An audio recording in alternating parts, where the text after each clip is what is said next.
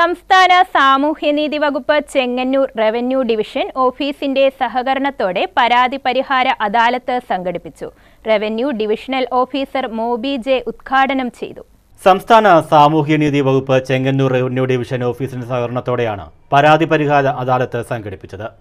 വയോജന സംരക്ഷണ നിയമവുമായി ബന്ധപ്പെട്ട് 137 പരാതികളാണ് അദാലത്തിൽ ഉൾക്കൊള്ളിച്ചിരിക്കുന്നത്.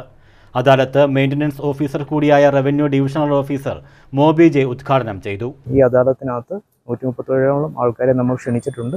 അതിനകത്ത് ചില ആൾക്കാർ ഇപ്പോഴും വന്നുകൊണ്ടിരിക്കുകയാണ്.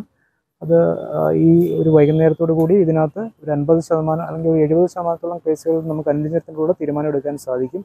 അവരെല്ലാം സന്തോഷത്തോട് മടങ്ങിപ്പോകാൻ സാധിക്കുമെന്നാണ് ഞങ്ങൾ പ്രതീക്ഷിക്കുന്നത്. സർ, ഈ അദാലത്ത് എന്താണ്? അദാലത്ത് അവർ തന്നിരിക്കുന്ന പല പെറ്റീഷനകത്തും അതിനകത്തൊരു തീരുമാനം രണ്ടുപേർക്കും അനുരഞ്ജനത്തിലൂടെ ഒരു തീരുമാനം ഉണ്ടാക്കാൻ സാധിക്കുമോ, രണ്ടുപേർക്കും കൂട്ടായിട്ട് അക്സെപ്റ്റബിൾ ആയിട്ടുള്ള സൊല്യൂഷൻസ് ഉണ്ടാക്കാൻ സാധിക്കുമോ, അത് നിയമത്തിനുള്ളിൽ നിന്നുകൊണ്ടുള്ള തീരുമാനം എടുക്കാൻ സാധിക്കുമോ എന്നുള്ളതിനുള്ള ചർച്ച എന്നുള്ള രീതിയിലാണ് അതിൻ്റെ ഒരു വേദി ഒരുക്കുകയാണ് നമ്മൾ ചെയ്യുന്നത്. വാർദ്ധക്യകാലത്ത് മാതാപിതാക്കളെ ഉപേക്ഷിച്ചു പോകുന്ന മക്കൾക്കെതിരെ നൽകിയ പരാതികളാണ് അദാലത്തിൽ പരിഗണിച്ചത്.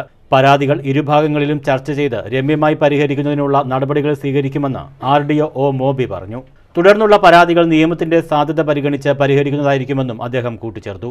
ചടങ്ങിൽ കൗൺസിലിയേഷൻ ഓഫീസർമാർ, ഓഫീസ് സൂപ്രണ്ട് ഷീബ മാത്യു തുടങ്ങിയവർ സംസാരിച്ചു.